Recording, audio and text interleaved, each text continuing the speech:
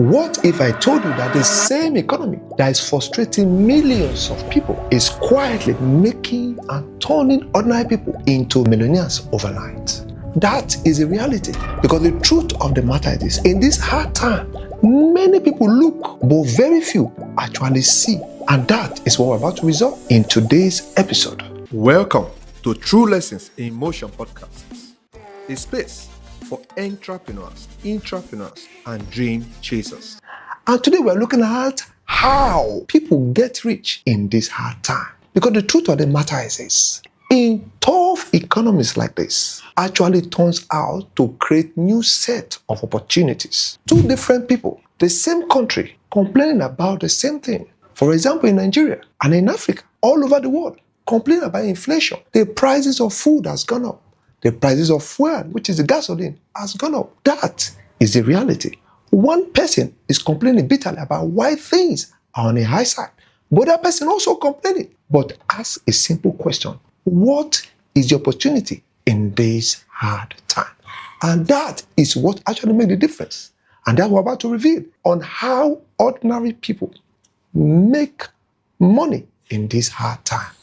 If you stay with me to the end of this video, you will learn practical ways on how to turn ideas that many cannot see into profitable ventures that can actually turn around your financial situation. If you are ready, let's get down to the business of today. In case you are new here, my name is Michael Abanye, and here we are all about helping entrepreneurs, professionals, and ambitious people to start businesses, grow, scale, and create wealth. If that sounds like what you're interested in, hit the subscribe button so that we can grow together. Now let me quickly run through this with you. Now, looking all over the world, it's no longer news. There are challenges everywhere, and that is the truth. But there is something I have discovered, that in this situation of the economy all over the world, there's a difference between your wants and your needs. Your wants are the things you wish for. In this situation, most of the time, many people are now finding ways to avoid your wants. But your needs are the things you cannot afford to do without. Like, for example, food, shelter, education, communication, transportation, and health. In fact, the part of the health is the area I'm actually more interested in. Now, let me quickly share something with you about my story. Recently, I had a health issue that needed urgent attention. Guess what? All of a sudden, I soon realized that it became an emergency I have to pay for. I wasn't minding the cost because it's no longer a want, it is a need I need to quickly attend to. So if you look all over the world, the needs are where many people are actually capitalizing on. People that can see, because the truth is this. Let's take, for example, the COVID era. During the COVID era, all these 6 industries thrived because their needs and their essential that is needed on a daily basis. Looking around the world today, there are so many opportunities you can take advantage of because many people actually see. What do you see in this situation? Are you the type that is seeing problems, or you are the type that is seeing opportunities inside a problem? Because what you see matters. So take, for example, the 6 areas that we're looking at. All these areas are where people cannot afford not to do without. People need food. People need shelter. People need what? Education. People need health. People must spend money on transportation. These are the basic necessities that people cannot afford to do without. So when you are complaining about the economy, you need to begin to see opportunities in those areas. In your little corner where you are, ask yourself, what are the needs that people actually need? Because in tough economies like this, it's not about the wants or the loss, it's about the basic necessities of life that people cannot afford to do it. So if you look within this circle, you should be able to see opportunities and how to create wealth in this particular area. The other thing I wanted to look at is because most of the time people will begin to say, well, I can see opportunity, but how do I go about it? The next thing you begin to do is what? To begin to believe in what you see. And let me quickly share this with you. Most of the time, what you believe actually becomes your reality. During the COVID era, Zoom became very prominent and very profitable. Why? Because people could no longer go out. There is no longer gatherings. And Zoom took advantage of that because they believe in the apps that they have created. And as a result, they were able to become a multi-billion-dollar industry out of that need and out of the belief in what they've actually created. So to you, my audience, you looking at me today, ask yourself, what are the situations all around you?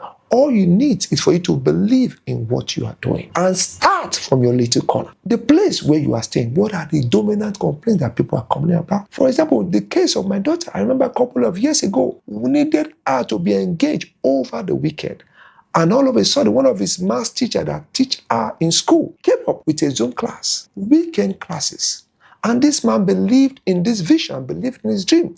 And as a result, we, the parents, actually were bought into that vision because it was actually solving a need of education by simply teaching maths on Zoom platform, charging about 1,500 on a weekly basis per student. These are the things you need to believe in. There are opportunities all around you. When there are challenges, that is where the opportunities. You need to look around and see the areas you can actually feel and get solutions for people that can actually be willing to exchange for money. The other thing I wanted to look at also is the area of taking action. Many a times I've had so many people complaining about finances. How do I raise capital? The truth of the matter is this: there is always capital with everybody. Simply put, I that am talking to you, for me to raise capital to start my business, I have to sell one of my properties to raise startup capital. Look around your circle. Look within your wardrobe. Look within the properties you have currently. What can you sell in exchange to get capital? How many friends do you know that you can reach out that can actually raise capital? These are the ways people actually raise capital. The other means is to actually save. This is very important. All around the world, there are challenges. But the truth is people are actually making millions in hard times because everybody look, but not everybody see. Because if you know better, you will do better. So what are we looking at? Today, simply ask yourself, what are the opportunities in this hard time? Is it in the food industry, in the health industry, in the education industry, in the transportation industry, in the what? In shelter. These are opportunities you can take advantage of. Never you forget, no one lives long enough to make all the mistakes. We learn from those. If you got value from today's episode, do well to hit the subscribe button. Share this so that we can grow together. See you in the next episode. Bye for now.